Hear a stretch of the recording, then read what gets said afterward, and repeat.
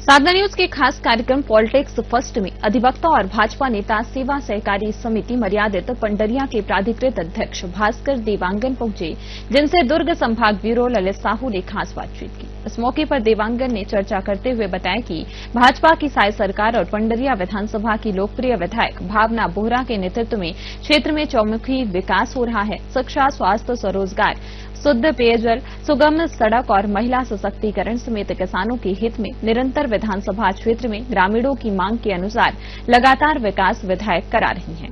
इसी के चलते भावना बोहरा को उत्कृष्ट विधायक के रूप में महामहिम राज्यपाल और प्रदेश के मुख्यमंत्री विष्णुदेव साय के हाथों सम्मान मिला है। सरकार लगातार अपनी गारंटियों को पूरी कर रही है। यशस्वी प्रधानमंत्री नरेंद्र मोदी जी ने सबसे बहुत बड़ा काम किया है, जो गरीबों के लिए प्रधानमंत्री आवास की योजना लाया है। और पिछली सरकार में प्रधानमंत्री आवास योजना ठप भी हो गई थी। पूर्व मुख्यमंत्री श्री बघेल जी के कार्यकाल में मुझे तो नहीं लगा कहीं पर कि प्रधानमंत्री आवास का निर्माण होता रहा हो। लगातार ईडी का छापा पड़ रहा है कांग्रेस के बड़े बड़े नेताओं के ऊपर। मेरे ऊपर भी ईडी का छापा हो सकता है। कोई अतिशयोक्ति नहीं है, कोई पक्षपातपूर्ण इन्वेस्टिगेशन वो नहीं कर रहे हैं। किसानों के लिए भी सरकार ने, वित्त विभाग ने अलग अलग स्कीम निकालकर राहत देने का काम किया है। सब काम फटाफट हो रहे हैं, किसानों को कोई तकलीफ नहीं हो रही। आज की स्थिति में नक्सली है कि खत्म? नहीं, नक्सली में जहाँ तक समझता हूँ नक्सली मुक्त छत्तीसगढ़ हो चुका है। नमस्कार, मैं हूँ ललित। दुर्ग संभाग ब्यूरो एक बार फिर से आप सभी दर्शकों का साधना न्यूज पर बहुत स्वागत है। और जैसे कि आप सभी जानते हैं कि राजनीतिक मुद्दों को लेकर अलग अलग मेहमानों से रूबरू होते हैं, वैसे ही आज बेहद ही खास मेहमान से हम रूबरू होने जा रहे हैं। भास्कर देवांगन जी, जो सेवा सहकारी समिति पंडरिया के प्राधिकृत अध्यक्ष हैं और विधि प्रकोष्ठ की भाजपा के उपाध्यक्ष हैं और सक्रिय कार्यकर्ता हैं। और भारतीय जनता पार्टी में सक्रिय कार्यकर्ताओं का जो है जलवा अलग रहता है, और वैसे ही आज हम उनसे चर्चा करेंगे। सबसे पहले देवांगन जी, आपका साधना न्यूज पर बहुत स्वागत है। जी, आपका स्वागत है। जी, लगातार आप देख पा रहे हैं कि मोदी जी तीसरे बार प्रदेश के मुखिया बने, प्रधानमंत्री बने, और राज्य में भाजपा की सरकार है, साय की सरकार है, और यह सरकार लगातार अपनी गारंटियों को पूरी कर रही है और इन गारंटियों को सर्व वर्ग में अलग अलग तरीके से वो पूरी कर रही है। किस तरह से देख पाते हैं आप इसको? देखिए, केंद्र सरकार की जो योजनाएं चल रही हैं, उन योजनाओं के बारे में पहले मैं बता दूं जी कि माननीय प्रधानमंत्री यशस्वी प्रधानमंत्री श्री नरेंद्र मोदी जी ने सबसे बहुत बड़ा काम किया है, जो गरीबों के लिए प्रधानमंत्री आवास की योजना लाया है। जी, दूसरे में है जनधन योजना है। तीसरे में अभी गांव गरीब तक पहुंचने के लिए, गांव तक पहुंचने के लिए जनधन योजना लाया है। गरीबों के कल्याण के लिए, किसानों के कल्याण के लिए प्रति क्विंटल जो 2100 रुपये राज्य सरकार 21 क्विंटल प्रति एकड़ खरीद रही है, 2100 रुपये भाव दर से, वो कहीं न कहीं माननीय यशस्वी नरेंद्र मोदी जी के जो कथन था पहले का कि किसानों को हम दुगना प्रॉफिट दिलवाएंगे, वो आज प्रत्यक्ष हो रहा है। जी, और प्रधानमंत्री आवास योजना जो है, हर घर पक्की छत, इस सपने को लेकर सरकार ने शुरुआत की थी। आपके क्षेत्र में कितने लोगों को लगभग प्रतिशत मिले तो इसका लाभ मिल पाता होगा? पंडरिया की बात करें तो मैं जहाँ तक समझता हूँ कि 30-40% गरीब लोग जी प्रधानमंत्री आवास निर्माण कर चुके हैं और कुछ जारी भी है। जी, और मोस्टली पर्सन जो इस योजना का लाभ लेना चाह रहे हैं, माननीय केंद्र सरकार, माननीय राज्य सरकार के दायित्व को देखते हुए प्रायः बन रहा है। जी, और पिछली सरकार में प्रधानमंत्री आवास योजना ठप भी हो गई थी, और वो पिछली सरकार ने केंद्र सरकार के ऊपर आरोप लगाए फंड नहीं दिया करके, और केंद्र सरकार ने राज्य सरकार के ऊपर आरोप लगा रहे थे, लेकिन अब मामला सुलझ गया है।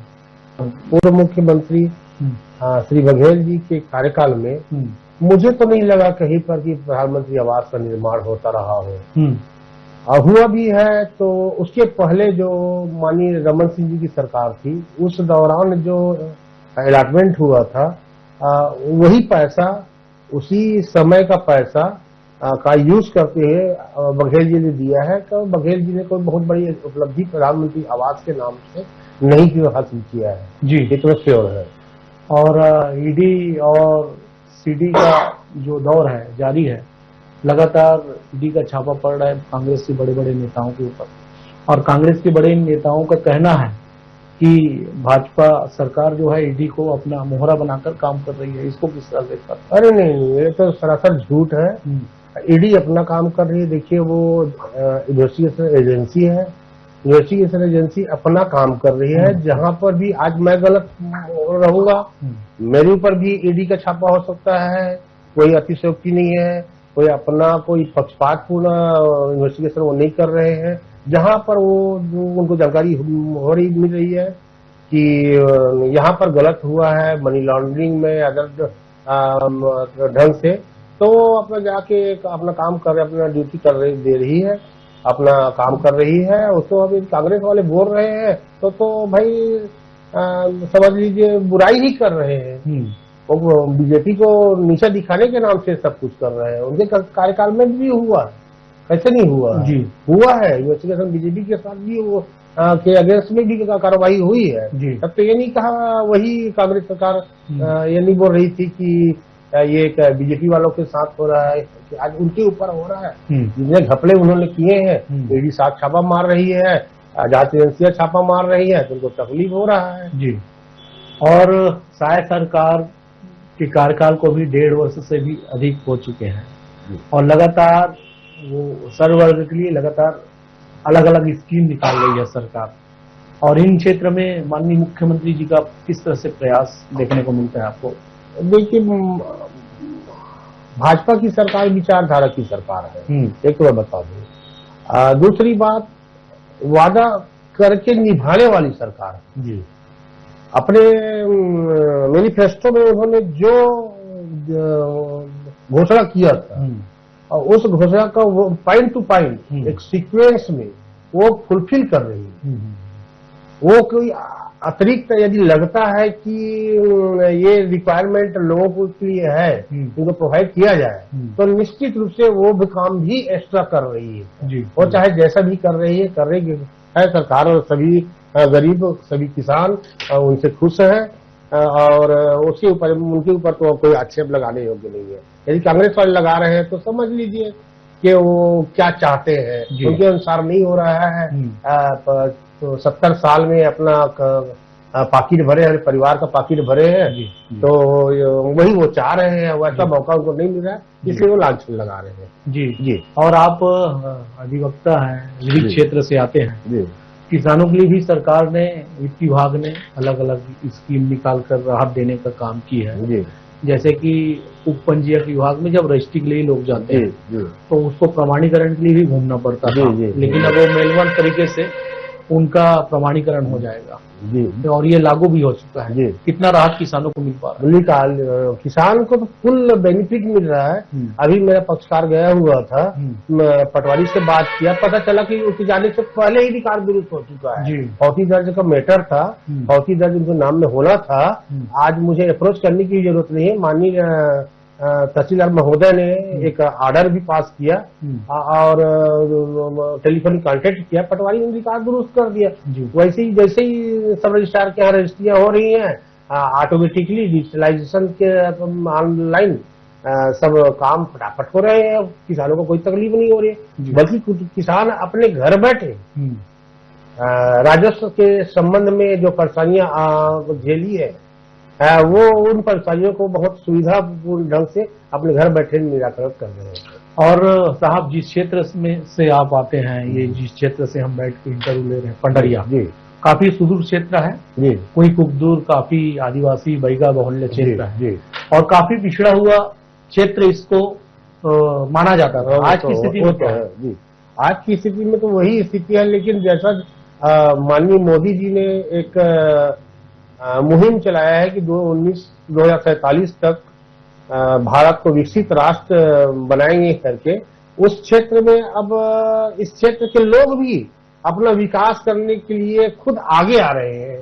ऐसा लगता है देखने के बाद कि मोदी जी 2047 में कृषि राष्ट्र घोषित करेंगे या बनाएंगे, सपना देख रहे हैं। उसके पहले ही उनकी इतनी योजनाएं हैं राज्य सरकार, केंद्र सरकार की, कि वो शायद मुझे लगता है कि वो 2047 के पहले ही भारत विकसित राष्ट्र की श्रेणी में आ जाएगा। और नक्सली खात्मा के ऊपर भी सरकार ने काम किया है, और आपका ये लास्ट जो छोर है वो भी नक्सलियों से ग्रसित रहता था। आज की स्थिति में नक्सली है कि खत्म? नहीं, नक्सली मैं जहां तक समझता हूँ नक्सली मुक्त छत्तीसगढ़ हो चुका है जी।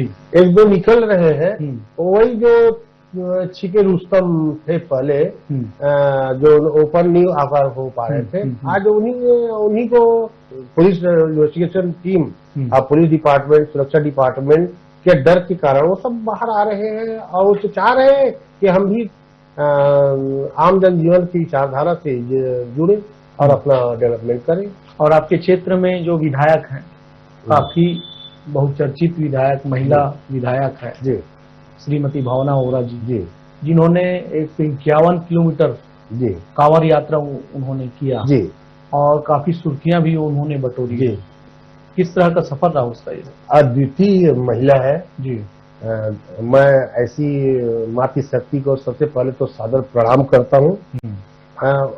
उनको तो उत्कृष्ट विधायक का जो मिला है, अभी मिला है जी जी, उनको बहुत पहले शुरू से ही मिल जाना चाहिए था। इसलिए कि जो उनके कार्य है, अभी तो 151 किलोमीटर कांवड़ यात्रा अमरकंटक टू बोरमदेव करके एक इतिहास रच दी है। उसके पहले उन्होंने जो काम किया, जो एम्बुलेंस लोगों की सुविधा के लिए दिया, जो मोबाइल क्लिनिक उन्होंने चलाया, कॉलेज स्टूडेंट के लिए आने जाने के लिए भी हाल ही में बस भी दी है, कोचिंग सेंटर चला रही है।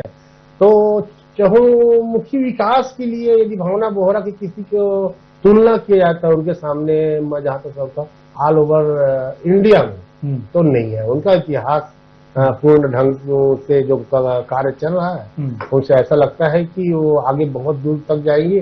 अब मैं तो उनको जहां तक समझता हूँ कि वो रानी अहिल्याबाई होलकर ने अपने मगध जी इंदौर क्षेत्र में जो काम किया है, वही काम उनकी छोटी बहन के रूप में आज की स्थिति में भावना वोहरा दीदी जी कर रही है। उनका कहीं पर कोई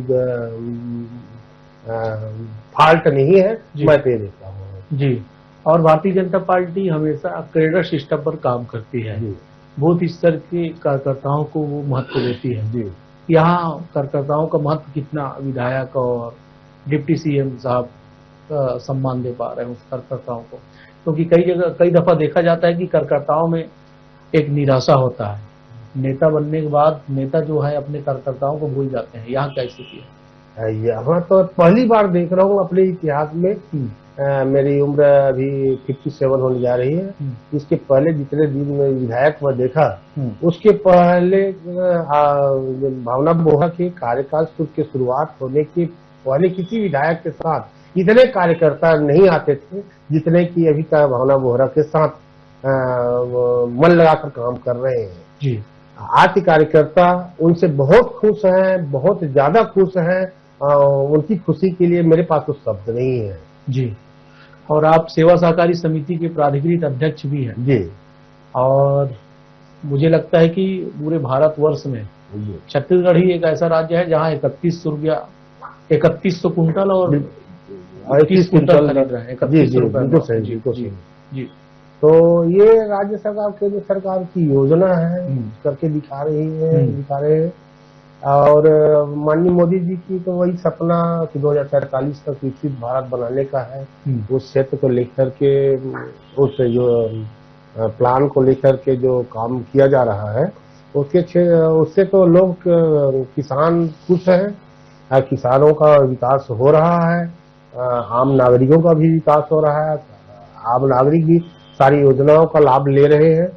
और लेकिन मैं तो एक अधिवक्ता हूँ, मुझे भावना वोहरा जी ने किसानों की सेवा के लिए एक मेरे लिए बहुत बड़ा किसान भी होंगे, किसान भी हो, मेरे नाम से है, एग्रीकल्चर लैंड है जी। तो किसानों के लिए जो मेरे तरफ से हित हो रहा है। हाँ। जैसे किसानों को भी बैठने की व्यवस्था नहीं थी मेरी सोसाइटी में, मैंने बैठने हेतु तो चबूतरा बनवाया। उनको पीने के पानी की व्यवस्था नहीं थी तो पीने के पानी के लिए अलग से नल लगवाया। और किसानों के आने जाने के लिए कोई सुविधा नहीं थी तो उनके लिए एक रास्ता, समुचित रास्ता बनाया। बैठने के लिए मैंने हिदायत दिया है अपने समिति प्रबंधक को कि यथोचित किसानों के धान खरीदने के टाइम या वर्तमान में जो आ रहे हैं उनके चेयरों की व्यवस्था किया। सम्मान, किसान सम्मानी होते हैं, उनका सम्मान बरकरार रहना चाहिए। मेरे रहते किसी भी किसान को कोई दुख नहीं होना चाहिए। तो लगातार हम भास्कर देवांगन जी से चर्चा कर रहे थे, जो अधिवक्ता है और भाजपा विधिक विभाग के वो उपाध्यक्ष भी हैं और सेवा सहकारी समिति पंडरिया के वो प्राधिकृत अध्यक्ष भी हैं। बहुत सारे दायित्वों को साहब निभा रहे हैं और भावना वोरा जी के कार्यकाल को भी उन्होंने विस्तृत ढंग से बताया, अब तक के कार्यकाल को। और वाकई जो क्षेत्र के विधायक हैं वो महिला होकर भी बढ़ चढ़कर हिस्सा सदन में भी लेती है और अपने विधानसभा क्षेत्रों में नए नए स्कीम निकालकर लोगों को सेवा देने के लिए तत्पर रहती है। हम ऐसे और भी मेहमानों से आपको रूबरू कराएंगे और उनके अनुभव को साझा कराएंगे। बहरहाल दीजिए इजाजत। कैमरा पर्सन सोनल के साथ साधना न्यूज के लिए दुर्ग संभाग ब्यूरो ललित। ओके। सरकार लगातार अपनी गारंटियों को पूरी कर रही है। यशस्वी प्रधानमंत्री नरेंद्र मोदी जी ने सबसे बहुत बड़ा काम किया है जो गरीबों के लिए प्रधानमंत्री आवास की योजना लाया है। और पिछले